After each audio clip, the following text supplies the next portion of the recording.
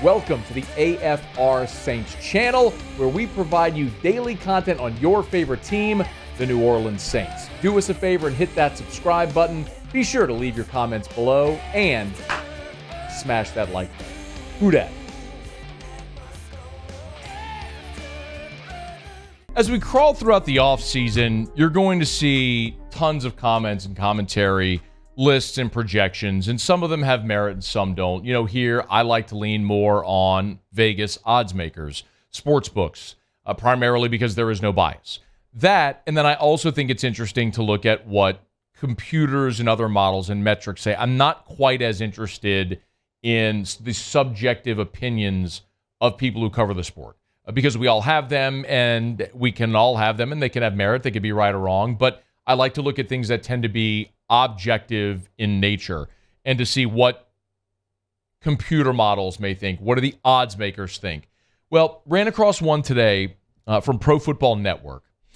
And Pro Football Network ranked the offenses in the NFL for 2023. And they put a model together to put this ranking together. And the model consisted of a lot of different criteria. I don't want to bore you with it, but just very quickly, kind of the way they did it. They looked at the expectations for quarterbacks, which were weighted heavily. You know, is it a returning starter? Is it newly drafted rookie? They modeled expected quarterback performance based on points per play over the previous 3 years, plus the typical performance of a starter based on their years in the league draft position. They also accounted for free agency, draft changes, other positions like receiver, tight end, running back, etc. So this was a metric that they built and shoved all the data into their algorithm and spit it out to see how it would work. And naturally, of course, Kansas City had the number one offense, Buffalo 2, Philly 3, followed by Cincinnati, Miami. The New York Jets makes sense, right? Aaron Rodgers going to the Jets. Ravens, Niners 8. Chargers 9, Dallas 10. And you got to go a good long way before you get to New Orleans, who Pro Football Network, their model, their metric, says the Saints are going to have the 22nd best offense in the NFL, meaning 11th from the bottom. As a matter of fact, just one spot ahead of the Aaron Rodgers-less Green Bay Packers. Of the Saints, they say Derek Carr should help the offense improve in big ways, but the receiving corps isn't projected to do well outside of Chris Olave. It could be the case that we see the old Michael Thomas, which would be a huge help, but hoping for that, along with an offensive line that is definitely not what it once was, is a bit much. Okay, so there is the write-up on the Saints. For what it's worth, the Saints are one spot behind the Cleveland Browns, who, yes, they have Deshaun Watson, but were largely atrocious for much of last season, who lost to the Saints in the cold weather game up in Cleveland in December. So, I think if you've been kind of following along here ever since the Saints made the move for Derek Carr, you know my feeling on it. I do not like the move. I did not like the Saints signing Derek Carr. The thing that a lot of you have either forgotten or just blatantly ignored whenever you criticize me for this is I have also said the Saints are objectively their best version, the best version of themselves in 2023 with Derek Carr over any other realistic option, over Andy Dalton, over Jameis Winston, over drafting a player, over going and signing someone like Jimmy Garoppolo. With Derek Carr in 2023, the Saints are, in my opinion, the best version of themselves. However, I believe there is a low ceiling. I think you can certainly, probably should certainly win a bad division against a manageable schedule, but I don't think this team is going to be good enough to do anything in the playoffs, which ultimately is what I would like to see them do. So you were just sort of wallowing in this sort of mediocre phase where you're never going to be able to break through. That was my condition. But I could not disagree more with this metric. Now, usually if I'm going to throw something like that out, I'm going to want to see, okay, what's a 3-year, 5-year, 10-year average of this metric? What has it shown us?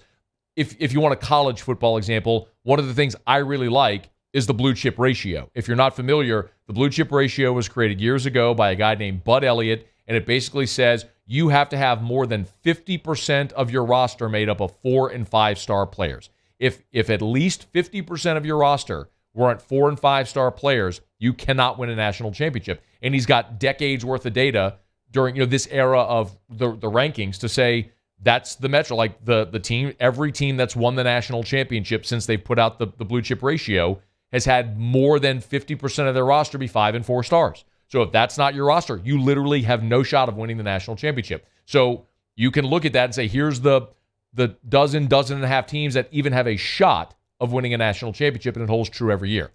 We don't have that basis with this metric, but it was interesting nonetheless because while I was not for the Carr signing, I disagree very much with this metric. Here's why.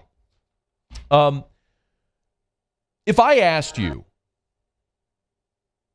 are the Saints better in 2023 with Andy Dalton than they were, in 2023 with Derek Carr than they were in 2022 with Andy Dalton? Could we agree like there's a consensus? Actually, Moose and Paul, open your mics. So we'll do this just to make sure that, y'all are Saints fans, y'all are with me on this as well. Like y'all watch. So Dalton 2022, Carr 2023. Are they better this year than last? With Carr, yes. Yes, absolutely. Okay, so we agree. So you're better at quarterback. Okay. Running back. Last year, Kamara led the Saints in rushing. Do you know who the second leading rusher was on the Saints a year ago? Was it Mark Ingram? Yeah, my guess would be Ingram. Taysom Hill. That makes sense. Okay. Yeah. Taysom Hill was your second leading rusher a year ago, followed by Mark Ingram, who had 233 yards. This is not, hang on. This is not even a question. Kamara, Jamal Williams, who led the NFL in rushing touchdowns, and you drafted Kendre Miller. Can we all agree you're better at running back this year than last? Way better. Okay, Paul, yes, we're on board. Bo, I'm sorry, I need their attention right now. Receiver. After Chris Olave, you know who the leading receiver was on the team? Raheem Shaheed. I would have said, I don't know. Juwan Johnson. Among receivers, Paul was right, but Rashid was fourth. It was Olave, Juwan Johnson, Kamara, Rashid Shaheed. Okay? Among just receivers, so maybe that was a bit of a trick question. Olave, Rashid, Tre'Quan, Jarvis, who had 25 catches on the season, and then Michael Thomas, who had 16. Those were your top 5. Olave, Shaheed, Edwards, James Washington, who they just signed. Michael Thomas, question mark, I get it. You draft A.T. Perry. Then you got all the other guys that we're waiting to see how they do. Can we agree they're better at receiver this year than they were a year ago? The injury-plagued team that relied more heavily on a pass-catching tight end and a running back than their receivers? Absolutely. Better? I'll say yes. Okay. What's the hesitation? I just, maybe like a sophomore slump from Shaheed or something like that. Michael Thomas, you mentioned the question mark. What is James Washington? A.T. Perry is going to be a rookie. I think there's a few. Would you take James Washington over Tre'Quan as a pass catcher? Yes. Okay. I think that's kind of where you look. You got to go head to head.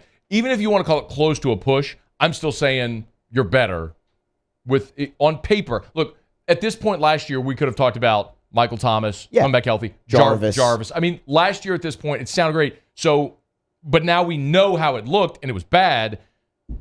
You look better on paper right now than you ended last year. For sure. That's fair? I agree with 100%. Yes, for sure. Offensive line really is a push, except you get Trevor Penning healthy, knock on for Micah. Yeah. Better on the line? I would say so, yes. With Penning, yes. I think so, yeah. Okay. Tight end. Adam Troutman, Juwan Johnson, or Foster Moreau, Juwan Johnson? Foster and Juwan. This is objective fact. Like, they're better at every spot on the offense this year than they were a year ago. Now, if Jameis never gets hurt, if Thomas never gets hurt, if Jarvis never gets hurt, if Kamara never gets hurt, if your line maybe we're having a different conversation about last year's offense, but all that stuff happened. So we know what they were a year ago based on all the numbers they put forward. They're better on paper going into this year than they were how they finished last year. And they finished 19th in the NFL in total offense last year. How in the world is this metric projecting this team to be 22nd against the second easiest schedule in the NFL? I mean, unless if, somewhere, somehow, some way, some of the teams on your schedule just have this monsters of the midway emergence this year. Maybe the Bears become awesome. Maybe the AFC South just becomes a total juggernaut this year. And it's just hell on earth to deal with those guys. I mean, you got D'Amico Ryans, the head coach of the Texans. Maybe they just crush you this year. Maybe. Not likely. So, I get it. Listen, I'm not bullish on these Saints. I'm not. I think they're going to win a bad division. I think it'll be the Saints in Carolina going head-to-head to win a bad division. And a lot of that largely depends on how Bryce Young plays as a rookie. But I think it's Saints, Carolina going head-to-head to win a bad division and probably going to get bounced in round one, in the wild card round. So low ceiling. But I don't know how you can look at this Saints offense and say they're projected to be worse than the team a year ago that had Andy Dalton and Taysom Hill as your second leading rusher and Jawan Johnson-Kamara as your second and third leading receivers. Rashid Shaheed was your second best wide receiver on the season. Shaheed had 34 targets the whole year. And he was your second best wide receiver. I don't know how this is even a conversation. So, look, get it. A lot of y'all disagree with me on feeling, projection, outlook, whatever approach the Saints are taking to build up this roster. But I think we could all agree they should be better offensively this year than they were last year. I don't even know that that's even a subject of opinion. I think that is objectively fact that they're on paper going into this year are better than they were a year ago. Hey, thanks so much for watching. Please leave your comments. I love to interact, and be sure to hit the red subscribe button below.